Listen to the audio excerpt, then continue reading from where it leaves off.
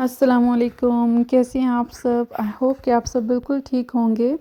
आज का vlog start करते हैं। आज काफ़ी दिनों बाद एक व्लॉग अपलोड करने लगी हूँ क्योंकि आजकल आपको पता है कि बच्चों की छुट्टियाँ चल रही हैं। छुट्टियों में कुछ भी टाइम पे नहीं रहता है। ये थोड़ा सा हेयर मास्क है, मैं अप्लाई करने लगी थी अपने बालों के लिए। बाल लंबे हैं लेकिन यहाँ का पानी इतना रफ़ और ड्राई है कि बालों का कोई हाल नहीं रहा। हाँ, तो मैं बता रही थी कि छुट्टियों की वजह से पिछली सारी वीडियोज़ ऐसे ही पड़ी हुई थी, अपलोड नहीं कर सकी हूँ क्योंकि पहले क्रिसमस थी, उससे पहले हमारी कोई अपॉइंटमेंट्स चल रही थी डॉक्टर के पास।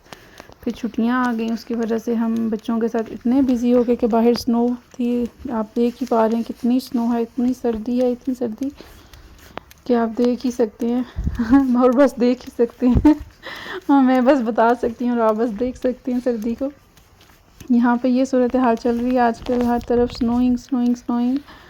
तो ये मैं बच्चों को स्कूल से लेने जा रही थी, तो आज मैं जल्दी लेने जा रही थी क्योंकि स्नो का उन्होंने काफ़ी बताया था कि हैवी स्नो चलेगी आज। तो मैंने कहा टाइम से बच्चों को लें, फिर अंधेरा भी जल्दी हो जाता है और फिर मुश्किल होती है आते हुए भी। मुझे ख़ुद दिल को मेरे घबराहट होती है जब इस तरह का मौसम बना होता है ना।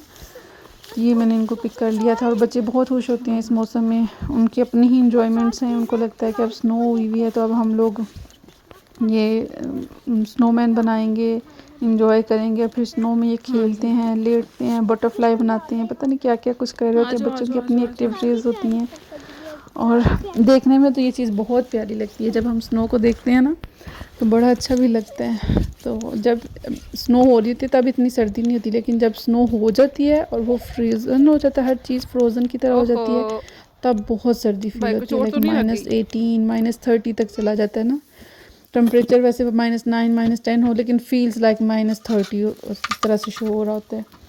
और स्कूल से आते हुए हम लोग रनिंग कर रहे होते हैं, इंजॉय करते हैं तीनों, बड़ा मज़ा आता है। यहाँ पे आके ना ये होता है कि आप बच्चों के बहुत क्लोज़ हो जाते हो, तीसरा बंदा नहीं होता बच्चों के और आपके दरमियान कोई भी।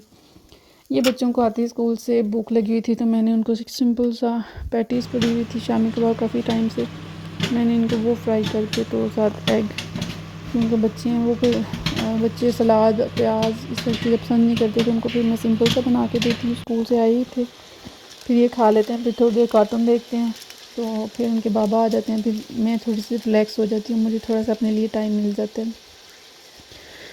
तो ये मैं उसकी तैयारी कर रही थी बच्चों को।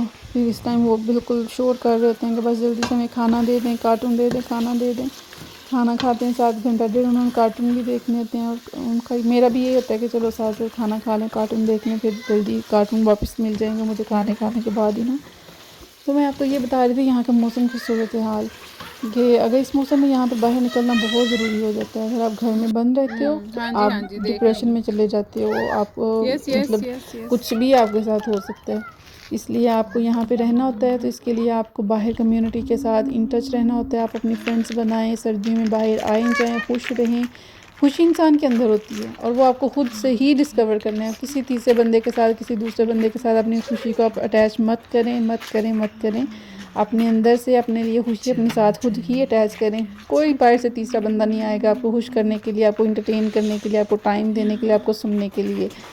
क्योंकि हमारे पास यहाँ पे हस्बैंड है और बच्चे हैं। बच्चों के साथ ज़ाहिर सी बात है वो अंडरस्टैंडिंग नहीं होती, वो आपकी शेयरिंग नहीं चल रही होती है।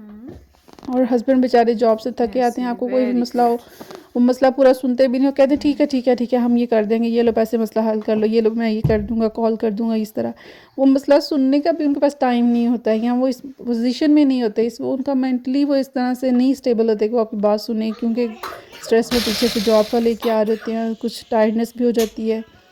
तो ये सब कुछ आपको खुद ही मैनेज करना होता है। ये बच्चे बहुत तंग हो गए थे खाना खाने के बाद, तो घर में वो वेट कर रहे थे, उनके बाबा थोड़े लेट थे, तो हम लोग फिर ज़रा बाहर निकल के मौसम देखने चले गए।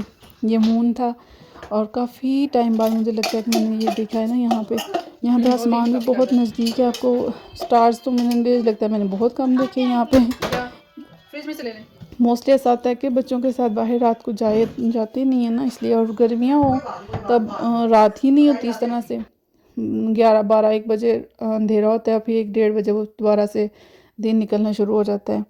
तब मगरिब इशा और फजर इकट्ठी होती है हमारे यहाँ पे ना। और अब सर्दियों में ज़ोहर असर और मगरिब आधे आधे पौने पौने घंटे के डिफरेंस के साथ तीनों हमारी नमाज़ें इकट्ठी होती हैं।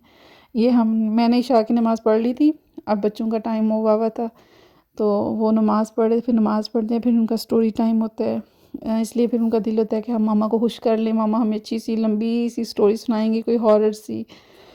और ये नेक्स्ट डे का व्लॉग है, नेक्स्ट डे नहीं, ये उससे प्रीवियस डे का व्लॉग है, जब मैं नान टिक्की बना रही थी, हमारी छुट्टी थी। तो मेरे हस्बैंड कह रहे थे जैसे हमें स्कूल से नहीं मिलती थी नान टिक्कियाँ आप सब ने खाई होगी, जितनी गंदी नान टिक्की मतलब बनाने वाले लोगों के हाथ होते थे उतनी ही ज़्यादा मज़ा उसका टेस्ट होता था समोसों का, नान टिक्की का, और बहुत मज़ा आया करता था। उसके साथ एक बड़ी मज़े की सॉस मिला करती थी, और हम लोग वो चटनी इतनी इतनी ज़्यादा लिया करते थे उनसे ना, नान के साथ और ये समोसे पकौड़ों के साथ। तो हम लोग अपनी स्कूल के बाहर गाड़ी का वेट किया करते थे, साथ साथ हम लोग ये खाया करते थे, बड़ा मज़ा आया करता था। वहाँ पे एक ट्री था बहुत प्यारा, अमरबेल शायद था, अमरबेल पता है ना, वो ट्री दीवार में वो लगा होता है ऐसे, मतलब बड़ा बड़ा होता रहता है, वो दीवार के साथ चिपका हुआ होता है। हाँ, तो ये देखिए मैं इसमें कुछ स्पाइसेस ऐड कर रही थी, और वो सिंपल स्पाइसेस, नमक, मिर्चें, काली मिर्चें, रेड चिली, और थोड़ा सा ज़ीरा पाउडर, ऑनियन मैश करके डाला था मैंने, और ये अब मैं उसमें फ्राई करने लगी थी। ये मुझे समझ नहीं आ रही मेरी कैमरे की डायरेक्शन किस तरफ को जा रही है, और ये मैंने बनाई थी, फ्राई करना शुरू हो गई थी। इस टाइम पे ये होता है ना कि शाम को 6-7 बजे बच्चे की टीचर भी आ जाती है इसको पढ़ाने के लिए।